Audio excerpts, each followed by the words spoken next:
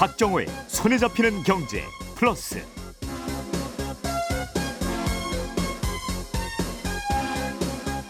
안녕하십니까, 박정호입니다.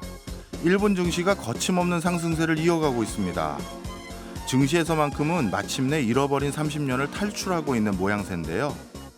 하지만 속사정은 다릅니다. 지난해 경제 성장률은 1%대이고 실질 임금도 전년도에 비해 2.5% 하락했습니다.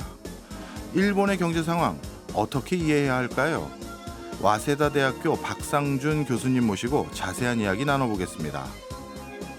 요즘 부영그룹의 억소리 나는 출산 인센티브가 화제입니다. 갓 태어난 임직원 자녀에게 1억 원씩 지급했다는데요. 차원이 다른 출산복지 혜택이 다른 기업으로도 확산될 수 있을지 기대가 모이고 있습니다. 관련 내용 갓 잡은 경제에서 알아봅니다. 2월 6일 화요일 박정호의 손에 잡히는 경제 플러스, 광고 듣고 시작합니다.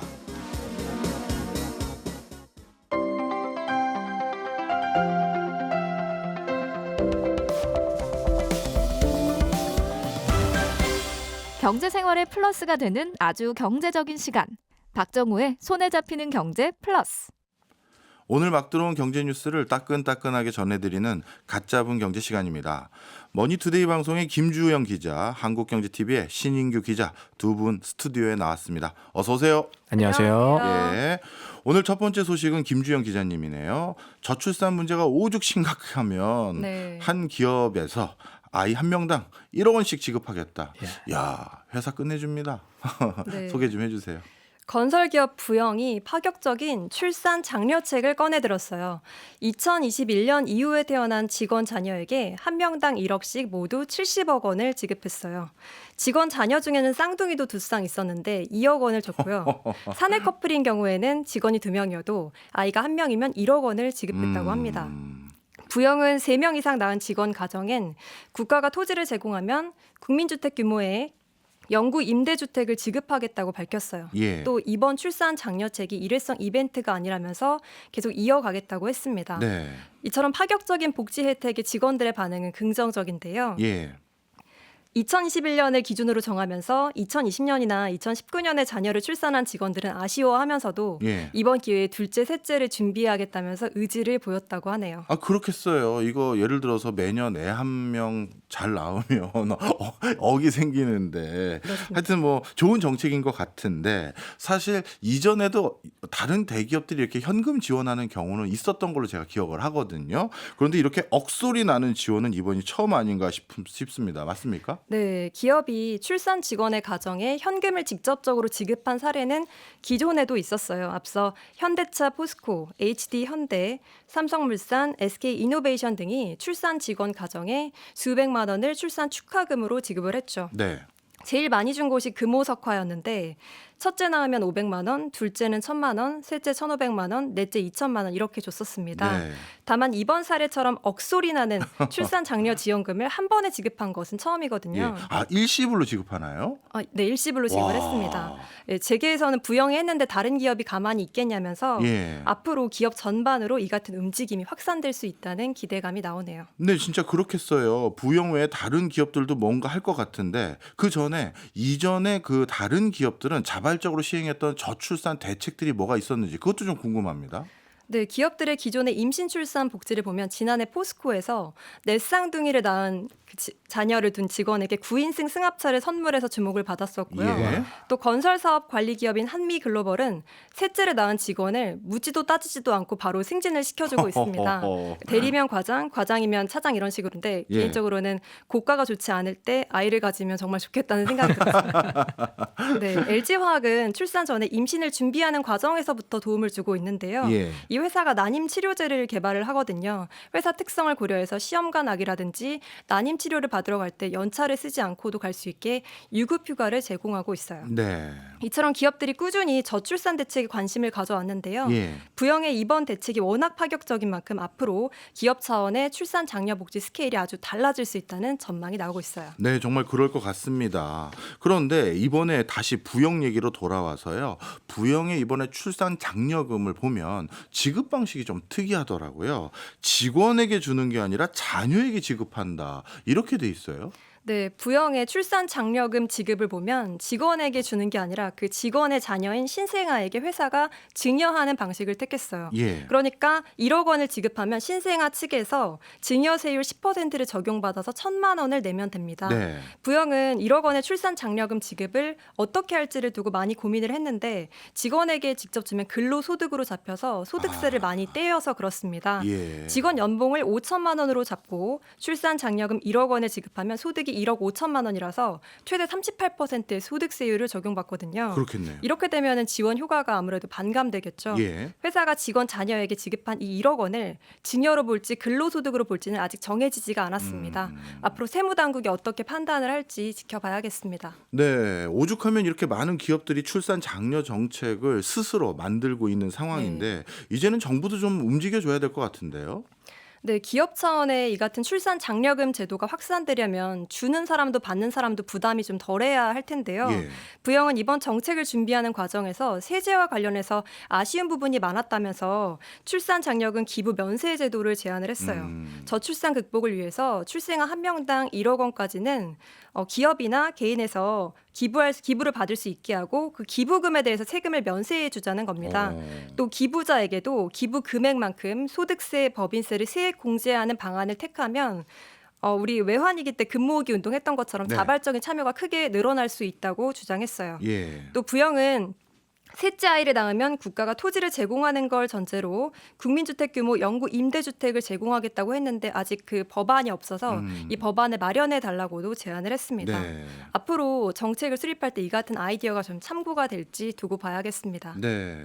기업 입장에서 이렇게 굉장히 구체적이고 적극적인 행보가 동참되어 있는 제안을 이렇게 하고 있는 상황인데 뭐 나름대로 정부도 역대 정권 다 들어서 저출산 문제 해결하기 위한 많은 대책들이 있었는데 요즘 들어서는 정부 차원의 대책은 어떤 게 있나요?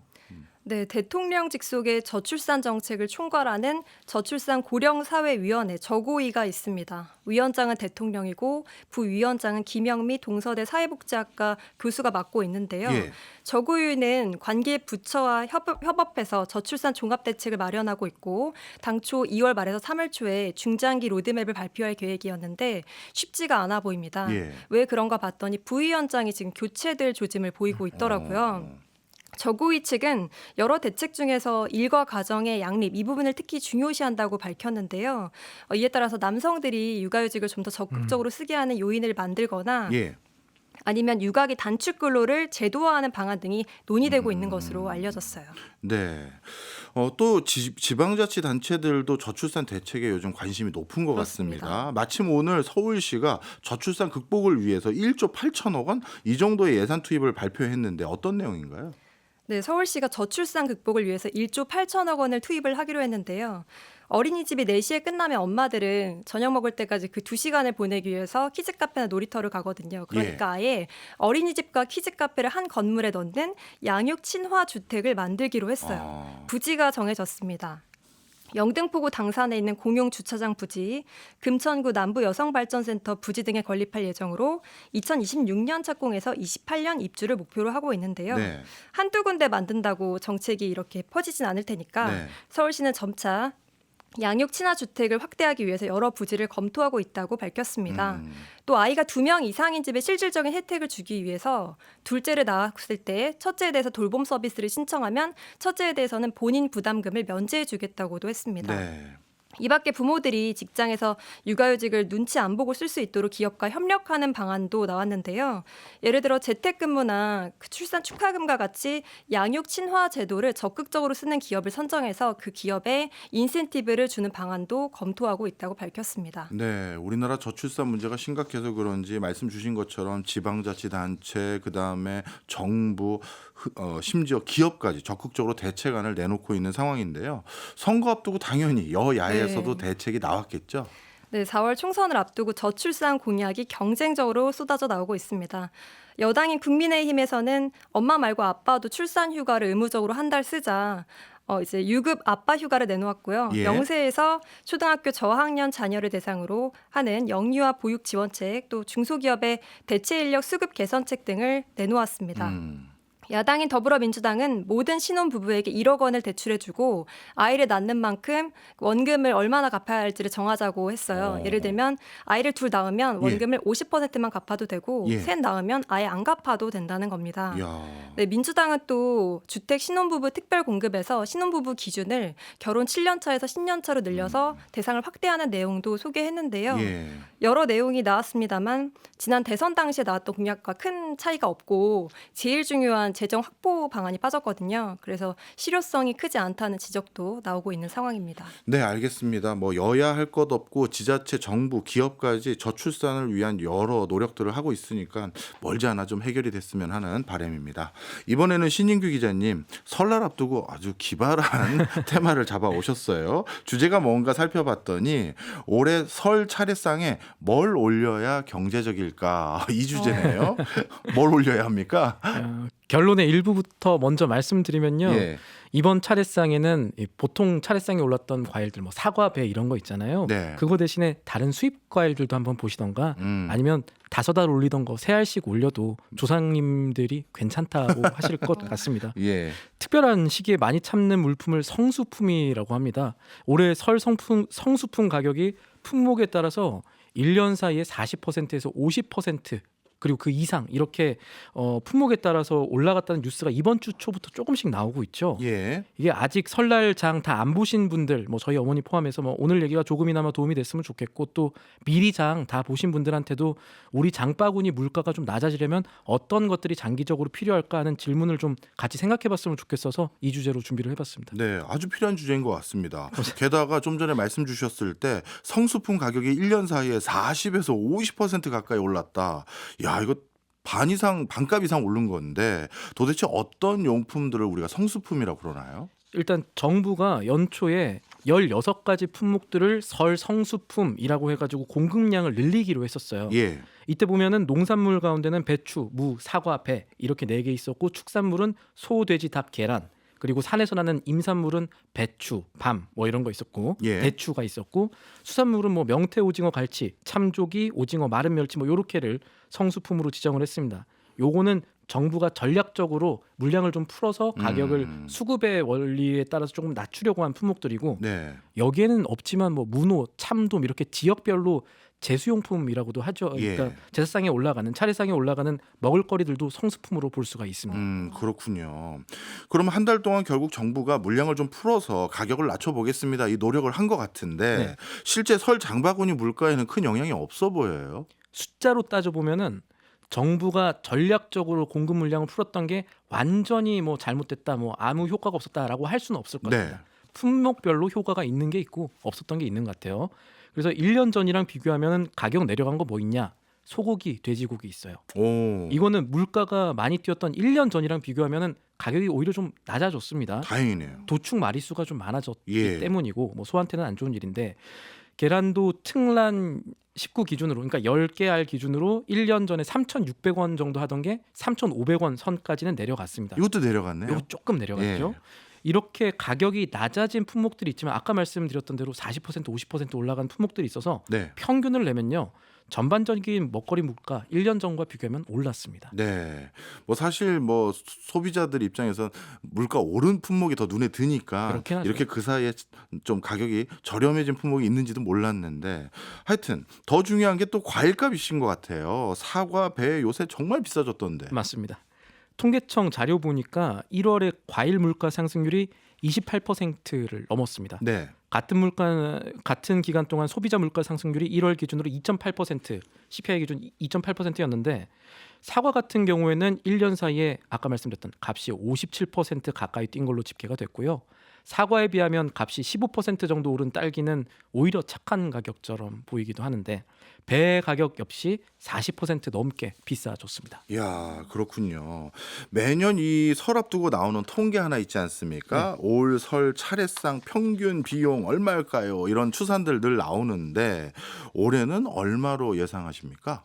이게 지난해가 얼마인지 먼저 말씀드리면 네. 지난해가 31만 1,000원 정도 했습니다. 예. 그러면 올해는 얼마가 될 것 같으냐? 이거 농수산물 유통공사가 집계를 하는데 31만 3,000원 정도로 집계가 됐습니다. 그러니까 사과랑 배, 요 과일값만 아니었으면 오히려 물가 떨어질 수도 있었던 거죠. 이 네. 설 성수품에 한해서는 그렇습니다.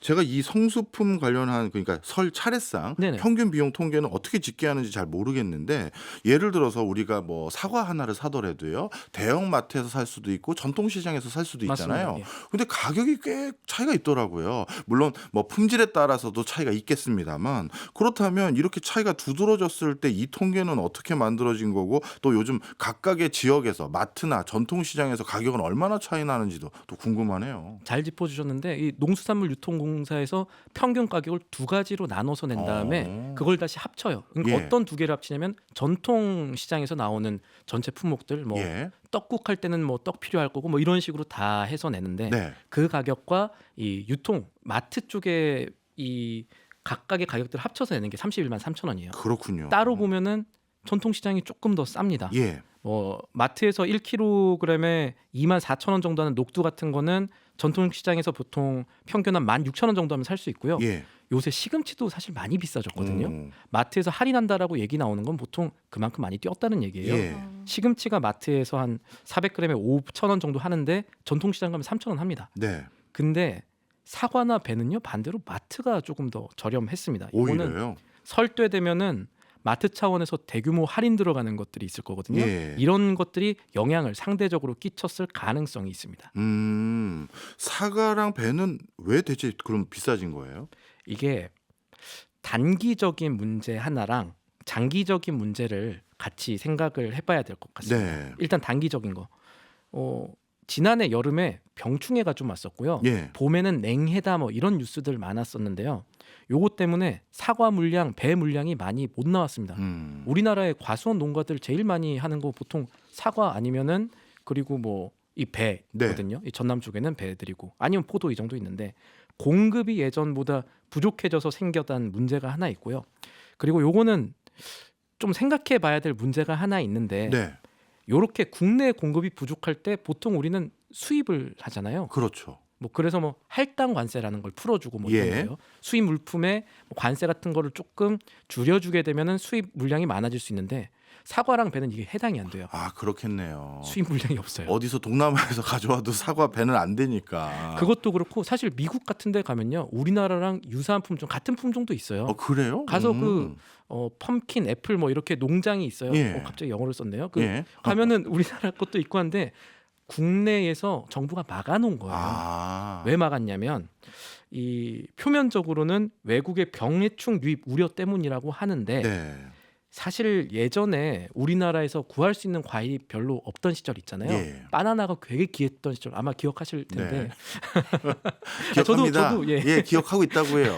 굉장히 비쌌던 때가 있었는데 그때는 이제 우리나라 농가들이 전부 사과 아니면 배밖에 없었잖아요. 맞아요. 그래서 이거를 좀 보호해 주려는 음. 목적이 아예 없다고 할 수가 없겠죠. 음. 그러다 보니까 이 국내에서 먹을 양이 부족하니까 수입하자 이러면은 농민들로서는 우리 생계는 어쩌란 말이냐 이런 반발을 정부가 우려할 수가 있는 거죠. 사실 예. 경제 문제가 정치 문제로 비화할 수 있는 지점이 이 사과 배 문제에 숨어 있다고도 볼 수가 있을 것 같아요. 쉽게 말해 사과 배도 유사한 거 해외에서 구할 수 있으나 우리 농가 소득 지켜주기 위해서 막은 거다 이 얘기네요. 우루과이 라운드 때도 생각해 보시면 네. 1994년도에 그때 처음으로 우리나라 농산물 시장이 개장되는 그때 예. 쌀 개방 반대한다고 제 음. 기억에도 엄청 초등학교 때 예. 엄청나게 반대하고 이랬었어요. 그렇습니다. 예. 사과배도 아마 같은 문제들이 만약에 이걸 수입으로 해결하자라는 생각을 갖게 되면 이런 부분들이 애로점이 있을 거다라는 얘기가 될 거예요. 이 얘기까지 듣고 나니까 앞서 우리 신인규 기자님이 왜 다른 방식의 차례상을 차려보자를 이제 제안하신 건지 이해가 되네요. 쉽게 얘기해서 단기적으로 사과 배를 어디서 싸게 조달할 수가 없으니 차라리 올해 차례상 볼 때는 좀 다른 식으로 구성해보자 그 얘기신 거죠. 그 말도 맞습니다. 예. 그래서 그리고 또 하나 경제적인 얘기 하나 더 살펴보면 네. 최근에 가격 동향을 좀 보잖아요. 사과 같은 경우가 아까 57% 정도 뛰었다고 했죠. 예. 이렇게 되면 사과와 배의 대체제가 좀 달라지는 경향이 있을지도 모르겠습니다. 아마 올해부터 가능할 것 같아요. 쉽게 예. 말씀드리면 사과랑 배 가격이 많이 뛰다 보니까 예. 아니 이럴 거면은 사과 말고 돈 조금 더 보태가지고 좀 더 비싼 과일 사지? 뭐 이런 수요가 있을 거라는 예. 얘기예요. 차라리 천혜향 사지 아니면 샤인머스켓 요새 뭐 가격 떨어졌는데 그거 사지 이럴 수가 있다는 얘기거든요. 실제로 샤인머스켓 같은 경우는 평년 대비 이 가격이 워낙 재배를 많이 하다 보니까 꾸준히 하락을 하고 있는 추세거든요. 커뮤니티에 그런 반응이 뭐 잡히기도 하고요. 예.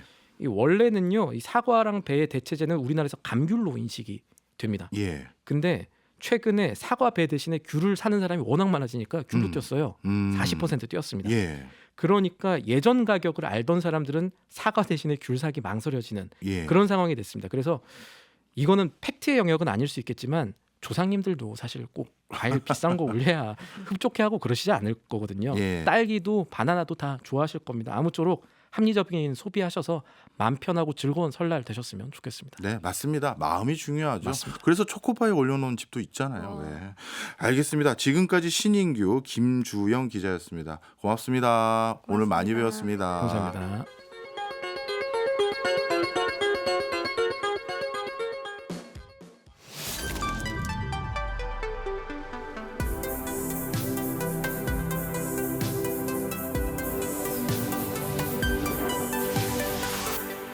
박정호의 손에 잡히는 경제 플러스.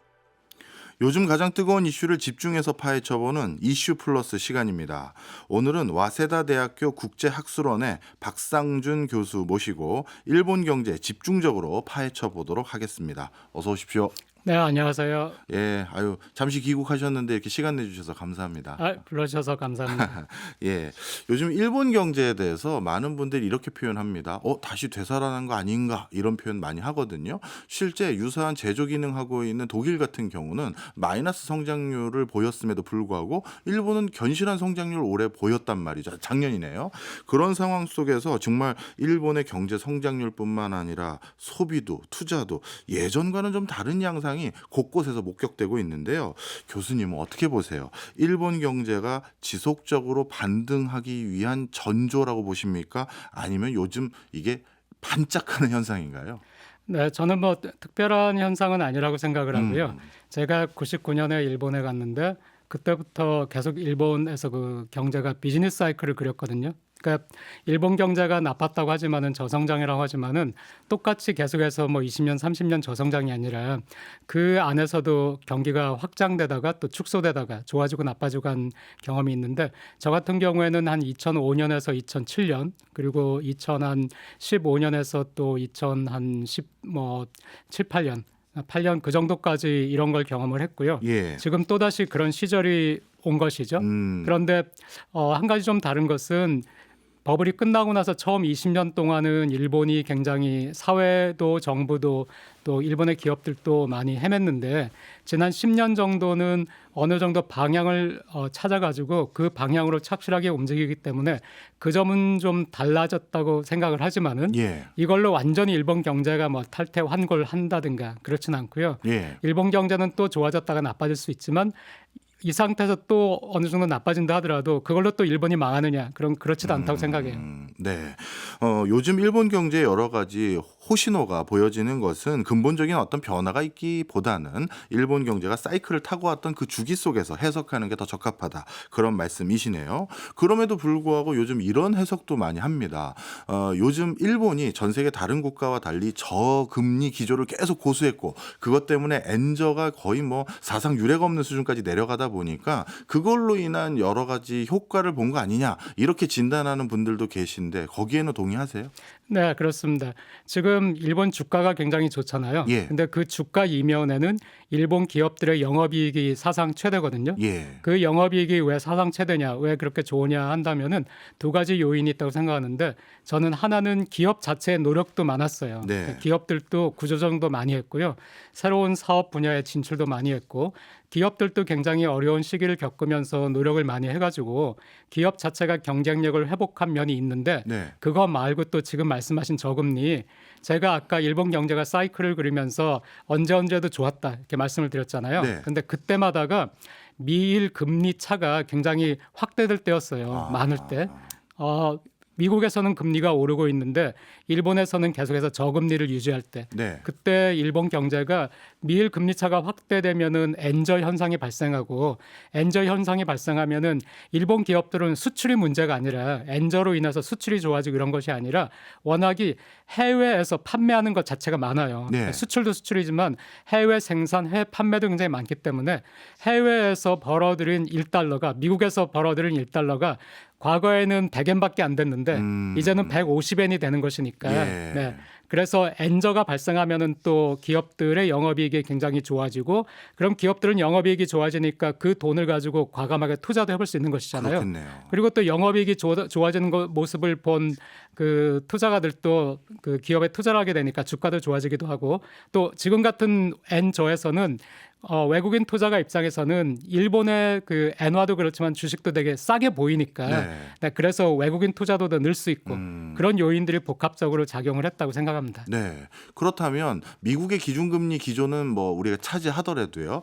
일본의 저금리 기조는 앞으로도 상당 기간 유지될 것으로 전망하세요. 어떻습니까? 일본에서 작년에도 아마 그 저금리를 포기하지 않을까, 양적 완화를 끝내지 예. 않을까 하는 얘기가 나왔었는데 사실은 출구 정책이 시작이 됐다고도 볼 수 있죠. 왜냐하면은 그 장기 금리 같은 경우에는 위에 있는 그 실링을 자꾸 높였으니까 그 일본의 10년물 국채의 금리가 0% 심지어 마이너스까지도 된 적이 있었는데 지금은 이제 그게 1%까지 가진 않았지만은 예. 1% 가까이까지도 움직이고 있으니까 그런 점에서 금리가 계속해서 완전 그 저의 저금리 상태에서는 벗어났다고 볼 수 있는데요. 하지만은 금리 정책의 기본은 바뀌지 않았고 양적 완화 자체도 우리가 포기한 것은 아니다 계속 얘기를 하고 있는데 이 상태를 계속해서 일본이 유지할 수는 없어요. 또 외국에서도 같이 경기가 나빠져 가지고 금리를 낮추는 그런 현상이 발생하지 않는 이상 일본이 계속해서 미국에서 저 정도의 금리를 유지하고 있는 이상에는 지금의 이 초저금리를 유지할 수는 없기 때문에 여기서 벗어나기는 해야 될 텐데 네. 일본 은행에서 지금 얘기하는 것은 일본이 2% 인플레이션율이 오랫동안 목표였거든요. 예. 지금 2%는 넘어섰지만은 이거는 전 세계적인 현상으로 일시적일 수도 있는 거잖아요. 그러니까 이 2%가 안정적으로 인플레이션율이 2%가 안정적으로 보이면은 그때 이제 출구 정책을 하겠다는 것 플러스 지금 현재 일본에서 임금을 높이자고 굉장히 노력을 많이 해요. 네. 노사정이 한 목소리로 임금을 막 올려야 된다.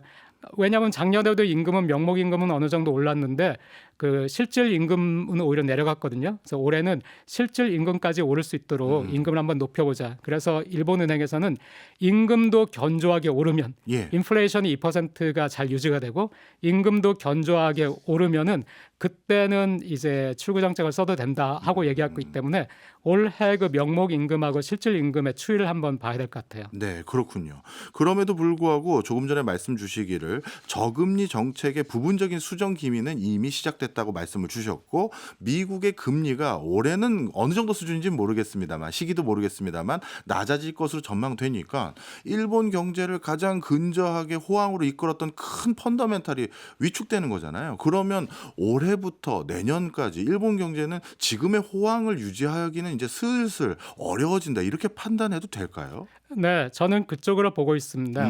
그러니까 아무래도 많은 전문가들이 미일 금리 차가 유지되거나 확대되는 것보다는 미일 금리 차가 축소되는 쪽으로 예상을 하시잖아요. 예. 근데 미일 금리 차가 축소가 되면은 엔화는 지금보다는 절상될 것이다 예상을 하고 있기 때문에 예상을 시장에서 하고 있는 한에는 이제 금리 차가 축소되는 움직임을 보이면은 그렇게 예상했던 분들이 엔화가 절상이 될 것이다라고 생각해서 절상되기 전에 엔화를 빨리 살려고 할 거예요. 네. 그렇게 되면 엔화는 실제로 절상이 돼버리니까 엔화는 절상이 될 것이라고 생각하고 역시 엔화가 굉장히 싸기 때문에 혜택을 입었던 일본의 기업들은 엔화가 절상이 되면은 그 부분이 어느 정도 훼손이 되겠죠. 예. 그렇기 때문에 기업들이 약간 그 현재보다는 좀 더 그 도전에 직면할 수 있다. 하지만은 제가 말씀드렸듯이 기업의 펀더멘탈도 상당히 좋아진 측면이 있기 때문에 예. 자 그러면은 엔화가 절상이 된다. 또 절상이 되는 것도 이제 전 세계가 일본 경제가 되게 약하다는 걸 알아요. 그렇기 때문에 엔화가 절상된다고 해서 과거처럼 막 달러당 100엔 또 100엔도 깨고 이거는 상상할 수 없거든요. 예, 예. 그렇기 때문에 절상된다 하더라도 아주 큰 폭 절상은 아닐 것이고 절상에 대해서 영업이익 같은 것이 훼손될 수 있겠지만은 그것 때문에 기업이 아주 심한 타격을 입지는 않는다라고 예. 생각을 하지만 지금보다는 좀 분위기는 가라앉을 것이다라고 생각합니다. 네, 일본 경제가 둘러싸고 있는 여러 가지 거시경제적인 환경에 대해서는 여쭤봤고요. 이번에는 일본의 산업 구조에 대해서 여쭤보도록 하겠습니다. 조금 전에 일본 기업들의 나름대로의 노력이 이번에 호황의 중요한 요소 중에 하나다라고 평가를 해주셨어요. 그런데 모르겠습니다. 저는 일본 통은 아니니까요. 약간 바깥에서 보는 제 입장에선 지금 산업 구조가 전 세계적으로 급변하고 있지 않습니까? 자동차도 그렇고 IT도 그렇고 컨텐츠 비즈니스도 그렇고요. 그런데 이런 여러 가지 변화들 속에서 일본 기업이 가시적인 성과를 냈다고 보여지지는 않거든요. 근데 교수님은 일본의 기업들이 어떤 노력들을 해왔다고 보시는 건가요? 네. 일본 기업들이 많이 망했어요. 그 사뇨라는 전자기업은 완전히 뭐 공중 분해됐고 샤프도 대만에 넘어갔고 뭐 우리가 아는 도시바 같은 경우에는 얼마 전에 상장 폐지가 됐고요. 네. 그러니까 많이 무너지긴 했지만은 반대로 소니라든가 히타치라든가 이런 살아남은 전자기업들을 본다면은 지금은 이제 전자기업이라고 할 수도 없어요. 업종이 변했기 때문에. 하지만은 이 기업들은 사상 최대의 영업이익을 내고 있거든요. 예. 근데 그 분야들을 보면은 소니 같은 경우에는 예를 들어서 이제 우리가 잘 아는 플레이스테이션 여기서 돈을 많이 벌기도 했지만은 그 영상하고 뮤직하고 이쪽에서도 돈을 많이 벌고 있고요. 화상 센서가 굉장히 강하다는 것도 우리가 알고 있고 그러니까 일본 전체를 본다면은 일본 전체의 산업이 완전히 재편이 돼가지고 일본이 과거에는 이쪽 산업 국가였는데 저쪽 산업 국가로 옮겼구나. 이거는 우리 눈에 보이지 않지만은 예. 각각의 기업을 본다면은 돈을 잘 벌지 못하는 부문은 포기해 버렸고요. 그러니까 소니가 과거에 굉장히 강력한 경쟁력을 가지고 있고 돈을 굉장히 많이 벌었던 그 노트북 컴퓨터 같은 경우에도 완전히 그 매각을 해버렸고 TV 같은 경우에도 프리미엄만 빼고는 전부 날려버렸고요. 예. 프리미엄만 유지하고 있고 그런데 TV 같은 경우에 과거에는 뭐 대단했지만은 지금은 소니 전체에서는 작은 비중을 차지하고 플레이스테이션이란 게임기가 굉장히 돈을 많이 벌고 있는데 이거에서 더 나아가지고 이 게임기라는 것은 이제 클라우드가 중요하니까 예. 클라우드 사업이라든가 또 AI라든가 그런 쪽으로 마이크로소프트하고 같이 연계해가지고 지금 개발을 하고 있기 예. 때문에 돈을 많이 버는 쪽으로 점점점 움직여가지고 자기 나름대로의 활로를 찾았다는 의미에서 그 일본 기업들이 좀 변했다고 할 수 있고요. 예. 한 가지 예를 말씀드리자면은 그 아지노모토라고 그 회사는 이제 우리나라 옛날에 미원 미풍의 원조가 되는 회사이기 때문에 음식을 만드는 회사였는데 예. 지금은 그 회사가 전체 수익의 30% 정도가 신사업에서 나오고 있어요. 그러니까 이 회사도 일본 내수가 계속 위축이 되니까 식품 이쪽에서만으로는 식품도 물론 이 회사도 굉장히 해외 진출을 많이 했지만은 어쨌든 식품으로만은 한계가 있다고 생각을 하고 신사업을 개척했는데 그중에 하나가 지금 반도체 절연제를 생산해 가지고 그 시장의 95%를 장악을 하고 있거든요. 그러니까 음식을 만들던 회사가 MSG 만들던 회사가 지금 반도체 절연제인데 그게 전체 수익의 그 신사업이 30% 정도를 차지하고 있고 예. 더구나 지금 계획이 지금은 30%지만 50%까지 늘리려고 하고 있어요. 예. 그리고 또 후지필름이라는 회사는 뭐 글자 그대로 필름이니까 예. 필름 만드는 회사잖아요. 네. 그런데 카메라 인자도 망했잖아요. 예. 필름 누가 사겠나요? 그렇죠. 네, 그래서 저도 이 회사 이거 망하는 거 아니야? 했는데 자 그러면은 그 회사가 가지고 있는 필름을 만들 때 그 화학 그 제조 능력 예. 이걸 가지고 이 회사도 역시 지금은 신사업에 진출을 해가지고 헬스케어나 아니면 화장품 이쪽을 만들어 가지고요 이미 그 헬스케어나 화장품 같은 신사업이 이 회사도 한 40% 정도가 되거든요. 예. 우리가 알게 모르게 일본 회사들이 살아남은 기업들은 살아남기 위해 가지고 굉장히 그 이동을 많이 했어요. 그렇군요. 네. 그런 노력들이 어떻게 보면 이런 외부적인 환경도 우호적으로 바뀌니까 큰 힘을 발휘하게 된 이거였군요. 그럼에도 불구하고 요즘 일본의 많은 뭐 관료분들이라든가 학자분들 사이에서는 이런 표현을 쓰더라고요. 한국은요, 간단히 예를 들면요, 실제 커리큘럼은 크게 바뀐 게 없더라도 시대적인 부합성을 생각하기 위해서 뭐 예를 들어서 전통적인 시각 디자인 학과를 뭐 UX, UI 디자인 학과라든가 이름이라도 바꾸려는 노력을 많이 하는데, 일본은 산업 인력을 육성하기 위한 뭐라고 할까요? 체질 개선, 대학들의 노력 이런 게 적극적이지 않았다라고 평가하는 분들도 많던데 실제 어떻습니까? 적극적이지 않았고 제가 일본 대학에 있지만은 대학생들이나 일본 사회 미안하죠. 예. 일본 대학이 굉장히 이제 좀 뒤처져 있는 것은 사실이에요. 사실이고 또 일본 대학도 개혁을 하고 개선을 많이 하기도 했고 지금도 노력은 하고 있지만은 많이 느린 것도 사실이고요. 그런데 한 가지 일본이 그런 교육이라든가 이런 것이 늦긴 한데 한 가지 좋은 점은 일본은 기업들이 그렇기 때문에 대학을 믿지 않아요. 네, 이 점이 좋은 점은 아니지만 대학을 믿지 않기 때문에 자기네가 트레이닝을 하려고 해요. 그러니까 한국 같은 경우에는 학교에 초등학교 1학년 들어가기 전에 이미 한글을 다 떼고 들어가잖아요. 근데 우리 옛날에는 그렇지 않았어요. 학교에 들어가야 비로소 거기에서 세모 그리고 네모 그리고 그다음에 가나다라 배웠거든요. 근데 지금은 일본은 지금도 그 소학교가 초등학교가 아이들이 그 글자를 알고 들어온다고 가정하지 않고 학교에서 거기서 가르치는 거예요. 그러니까 일본 기업들도 새로 대졸 사원이 들어왔을 때 얘들이 업무에 대해서 뭘 안다고 생각을 안 하고 이 아이들을 트레이닝 시키는 것부터 시작을 하는 거예요. 네, 그러니까 일본에서는 그 잡 트레이닝이라는 거는 어느 정도 대학이 충분히 하지 못하고 있고 기업들이 하고 있습니다. 그렇군요.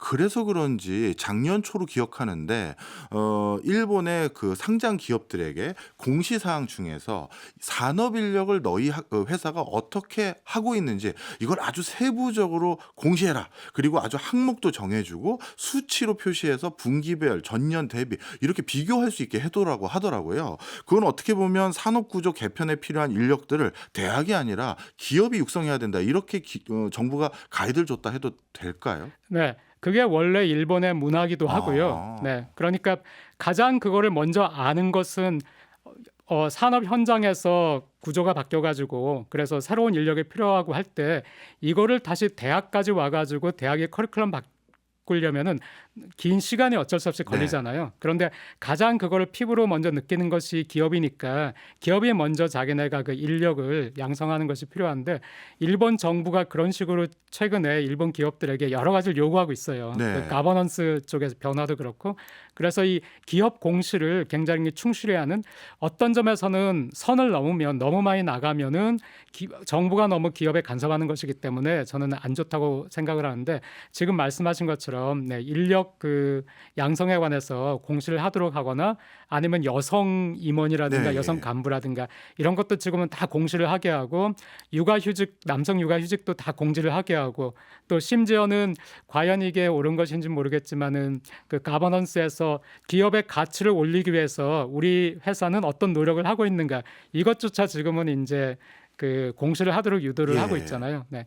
그런 것들은 일본에서 하고 있고 일본 전체가 뭔가 변화를 해야 된다. 이런 움직임은 있어요. 또 대학은 제가 좀 그렇게 말씀드리긴 했지만은 저희 와사다 대학 같은 경우에도 지금 수학이라든가 지금 AI 시대잖아요. 그러니까 수학이라든가 데이터 사이언스라든가 뭐 통계학이라든가 이런 거를 굉장히 강화하려고 하고 있고요.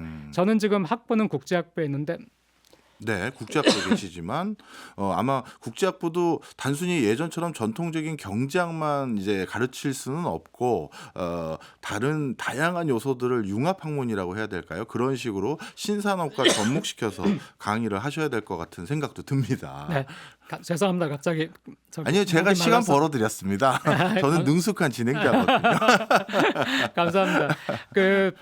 그래가지고 국제학부인데 제가 학부는 국제학부에서 강의를 하고요. 대학원은 이제 경제학과, 대학원 경제학과에서 강의를 하는데 대학원도 커리큘럼을 그 환경 경제라든가 그쪽으로 많이 확충을 하려고 하고 있는데 학부 같은 경우에 국제학부인데도 불구하고 국제학부하면 뭔가 뭐 국제적인 이걸 생각하지만 저희 학부가 처음부터 유일하게 필수 과목으로 정한 것은 통계학이에요. 근데 지금은 거기에 더해가지고 데이터 사이언스를 필수로 하려고 하고 있거든요.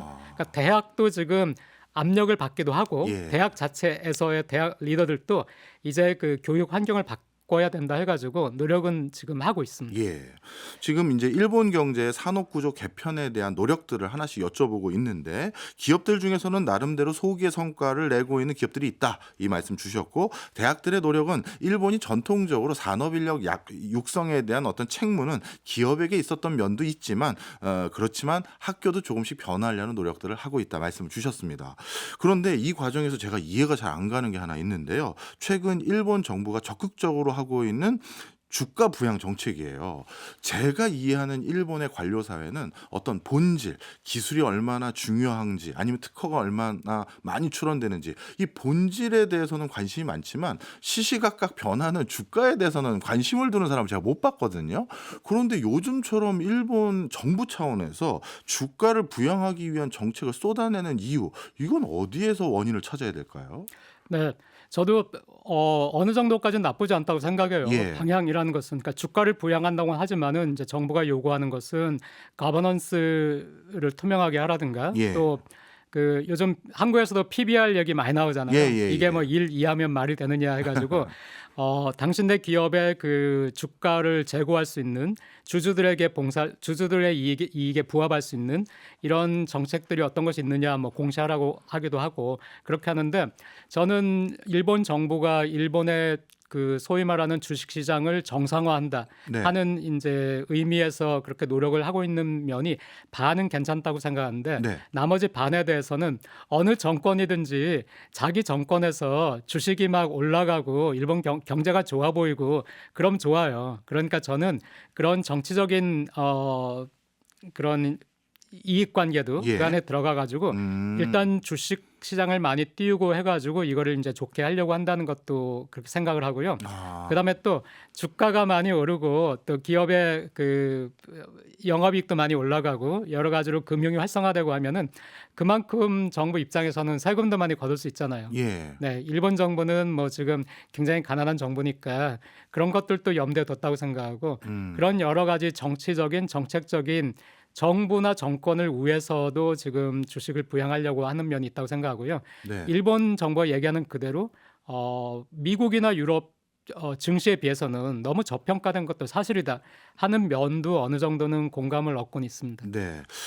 이렇게 한번 그럼 다시 질문을 해보겠습니다. 우리나라 같은 경우는요, 원래 한 코로나19 전까지만 하더라도 한 십수년 이상 주식 투자 인구가 500만 명을 넘지 못했습니다. 근데 코로나19 터지고 나서 유동성 풀리고 나서 증시가 급등하다 보니까 한국에서도 주식에 투자하고 있는 국민들 숫자가 1,500만 명에 육박한 수준이 됐거든요.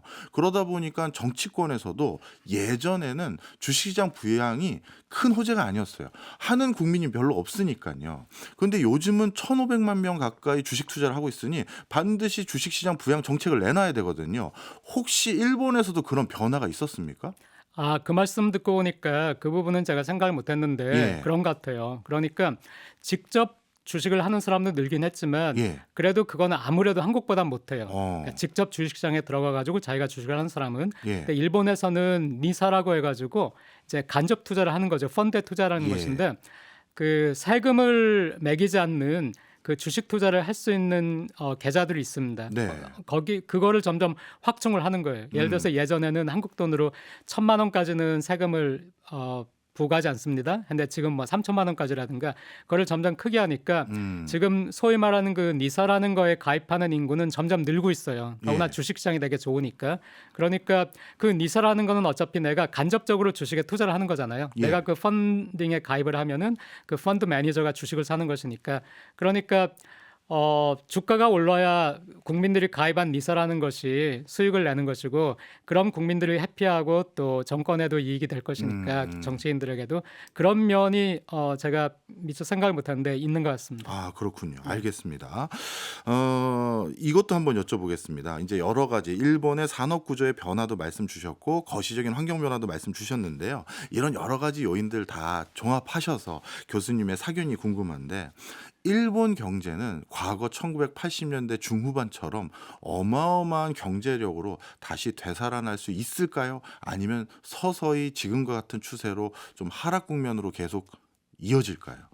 저는 과거의 일본은 올 수 없어요. 그거는 지금 이미 뭐 20대 초반 대학을 졸업하는 그 청년들의 인구가 1,000만에서 600만으로 감소를 했는데 예. 이미 인재 자체가 그렇게 사라진 나라에서 예. 과거와 같은 그런 뭐 왕성한 경제 활동은 있을 수가 없고요. 네. 지금 이 상태의 일본에서 그러면은 서서히 일본이 사그라드는가 하면 저는 그렇진 않고 일본은 여전히 선진국 수준을 유지할 거라고 생각해요. 그래서 제가 많이 하는 말이 프랑스나 영국을 생각하시면 된다. 예. 과거 전성기 때 영국이나 프랑스로는 다시 돌아갈 수 없지만은 하지만 그 이후에도 계속해서 국제사회에서 존재감을 가지고 또 선진국으로 남아 있는데 일본이 그럴 것이다. 저는 그렇게 얘기하고 있습니다. 네, 그렇군요. 알겠습니다.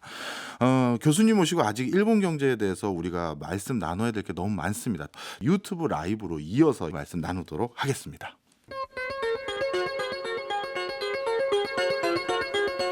지금까지 박정호의 손에 잡히는 경제 플러스였고요. 방송은 여기서 끝나지만 유튜브 라이브는 계속됩니다. 얼른 송경제 유튜브 채널로 넘어오시면 고맙겠습니다. 감사합니다.